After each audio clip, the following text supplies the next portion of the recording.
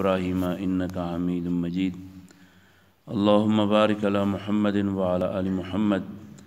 كما باركت على إبراهيم وعلى آل إبراهيم إنك حميد مجيد بسم الله الرحمن الرحيم وعن أبي هريرة رضي الله تعالى عنه قال قال رسول الله صلى الله عليه وسلم إن الله تعالى تجاوز عن أمتي ما وسوست به صدورها ما لم تعمل به أو تتكلم. دا حدیث او د دې سره ورپسې نور احادیث یو څو دا د وسوسو په حواله باندې د رسول الله صلی الله علیه وسلم رهنمایي ده. وسوسه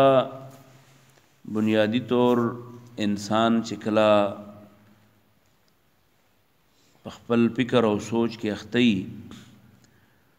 په داسې موقع کې هغه د خپل شروع چې د کم کار کوي د هغې متعلق مختلف خیالات د سړي راځي. هغه مختلف خیالات کله کله د سړي په خپل اختیار کې او کله نه. نو څه خیالات داسې دي چې هغه سړی نه غواړي خو ذهن ته راځي، په ځان باندې سوال کوي، د قوم متعلق سوچ کوي، د خلکو متعلق سوچ کوي. نو دغه سوچونه کله کله د ګناه په باره کې هم د سړي راشي چې دا کار مې وکړی، بې اختیار د سړي زړه ته داسې څه د ګناه خیال راشي. دا د ګناه خیال راتلل چې کله بې اختیاره وي نو زمونږ د شریعت فیصله دا ده او د دې احادیثو مضمون دا دی چې دا بې اختیاره چې د سړي زړه ته کم خیالات راشي نو الله تعالی په دې نیول نه کوي. دا که د ګناه نیتی نو په دې باندې الله تعالی د سړي نیول نه کوي، ګناه پکې نشته، الله معاف کړي ده. او څه کارونه داسې دي چې د هغې خیال د سړي ذهن کې راشي نو په اختیار کې شته ارادې داسې شي چې هغه اراده مضبوطه شي په دې ذهن کې او سړی وایي چې دا ګناه مې داسې کړي وې خو د هغې مضبوطه اراده نه یې کړي، یعنې د هغې دپاره عملاً بې قراره شوی نه یي. دغه خیال او وسوسه چې ده نو په دې حدیث د دې الفاظو نه دا معلومه شوه چې دا هم الله تبارک وتعالی مسلمانانو ته انسانانو ته معاف کړي ده. په دې باندې سړی نیسي نه، ګناه نه ده. اگر که خیال د ګناه دی او د هغې دپاره ښه سوچ یې په وکړو، منصوبه یې وله جوړوله خو عملاً د هغې دپاره روان شوی نه دی، په هغې باندې لاس ککړ شوي نه دي، نو په دې ګناه باندې په دې خیال باندې او په دې ارادې باندې الله تعالی د چا د ګناه فیصله نه کوي، نیسي ورباندې نه. د دې په مقابلې کې هغه اراده چې د هغې ارادې په نتیجې کې سړی عملاً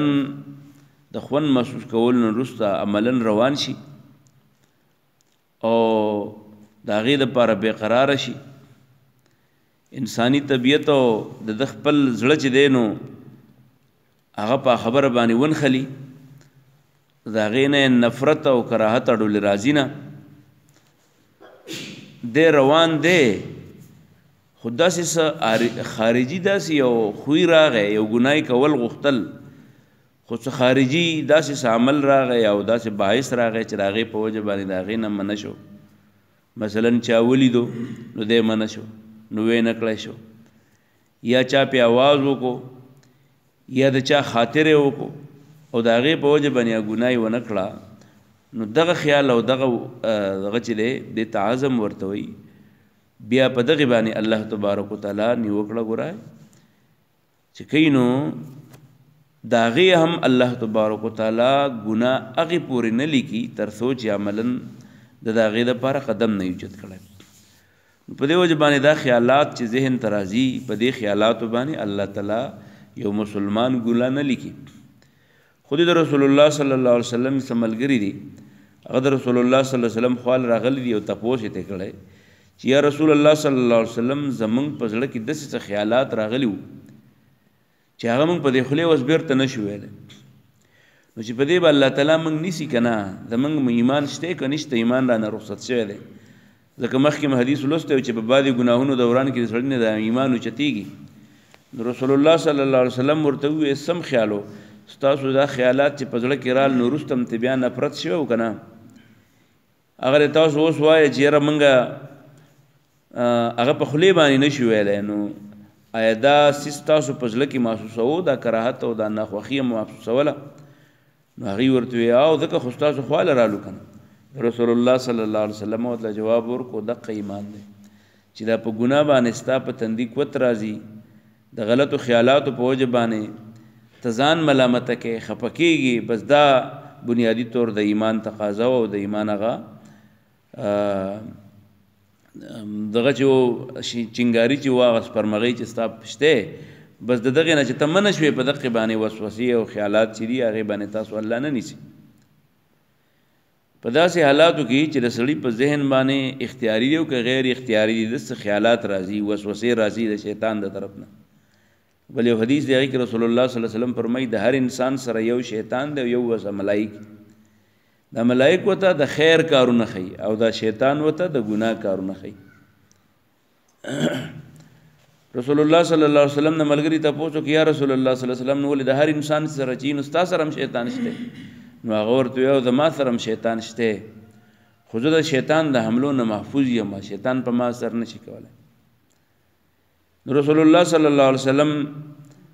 او فرمایل چې دا شیطان سړی له راځي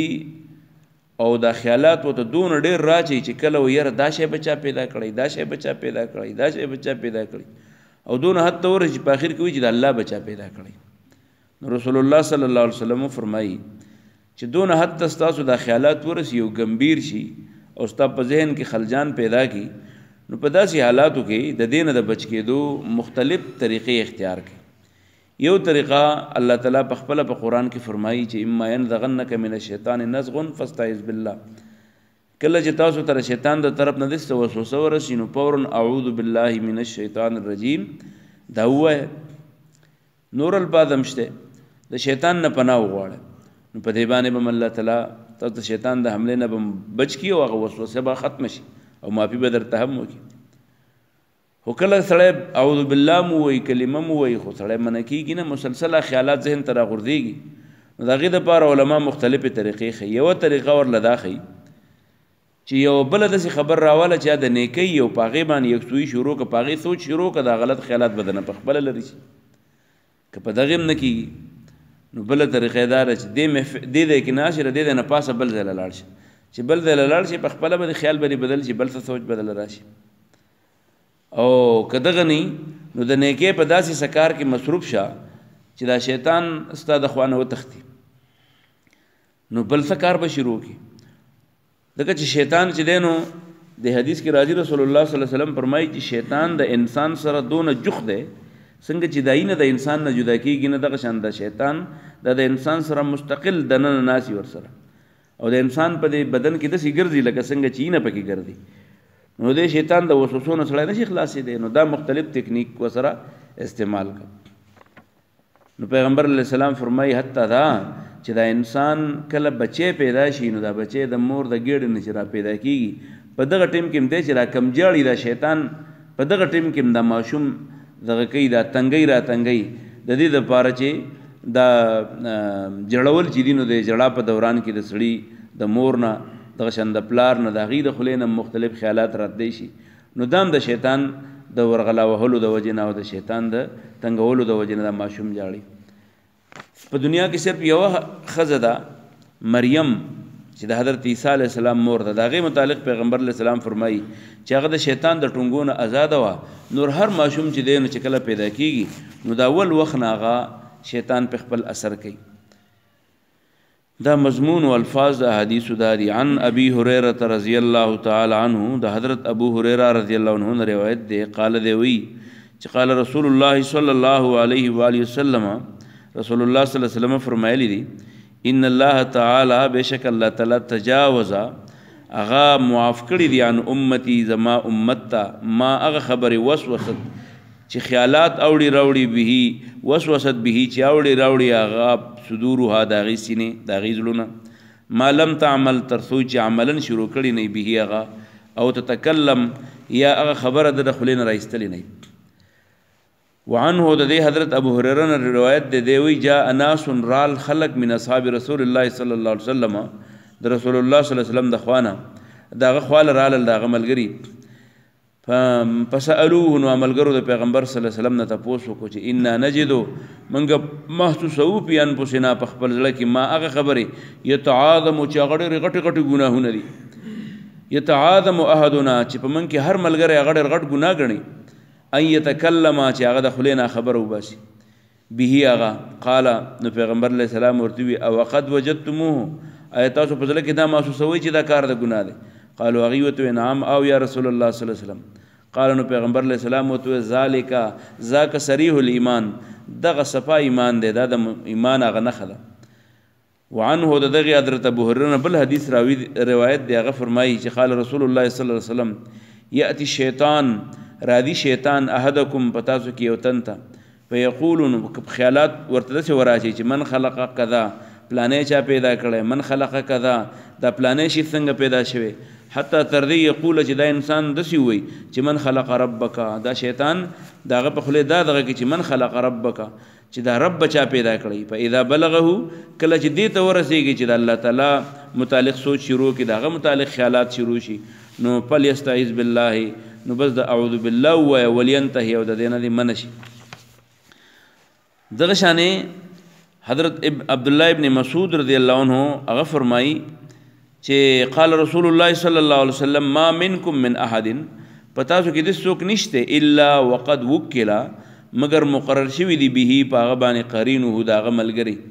د هر سړی سره دوه ملګری دي من الجن یو د شیطانانو دی او قرینه او بل ملګری من الملائکه د ملائکو نه دی. قالوا نو هغه وتوی و ایاک یا رسول الله صلی الله علیه وسلم ستاسم شیطان شته.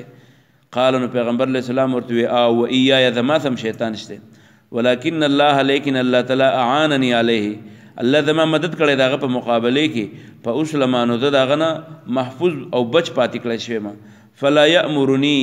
نو هغه ما ته حکم نشي کوله الا بخیر مگر د خیر حکم راته کوي. او دغه شان د حضرت ابو هريره رضی الله تعالی عنہ د حضرت انس رضی الله عنه روایت دی هغه فرمایي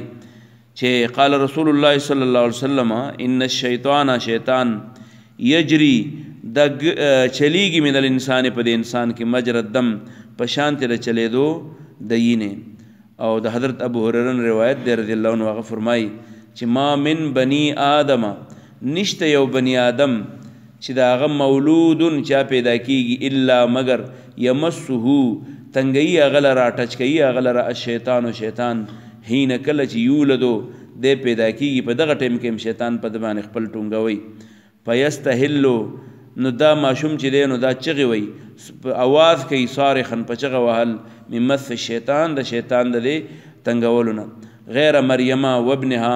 سوا د مریم او د هغې د زوی حضرت عیسی علیه السلام نه. په دې وجه د دې احادیثو مطلب د پیش کولو په دې غرض باندې چې انسان چې دی نو دته مختلف خیالات زړه ته راځي کله د ګناه کله د خیر کله چې د خیر خیالات راځي نو دی په دې پوه شي چې دا ملائک د راهنمایي کوي او چې ګنده خیالات د ذهن ته راځي نو دی په دې پوه شي چې شیطان دی چېرته په بل طرف باندې روانول غواړي نو هسې نه د شیطان سره روان شي د ملائکو سره روان شه او د شیطان د وسوسې او خیالاتو په دوران کې د شیطان د وسوسو نه ځان بچ کول لپاره اعوذ بالله ویا یا دغه محفل چې کوم خلکو سره ناسې دغه خلکو نه پاسه یا په یو داسې نیک کار کې مصروف شه چې دغه شیطان ستا د خوا نه پاسي نو الله نه به دعا غواړو او د دعا سره سره خواري به کوو چې د شیطان د وسوسو د خیالاتو په مقابله کې د ملائکو په ښودلی شوي خیر په کارونو کې خپل وخت ولګو. الله دې عمل توفیق راکړي. اللهم ربنا اتنا فی الدنیا حسنه وفي الآخرة حسنه وقنا عذاب النار برحمتك یا ارحم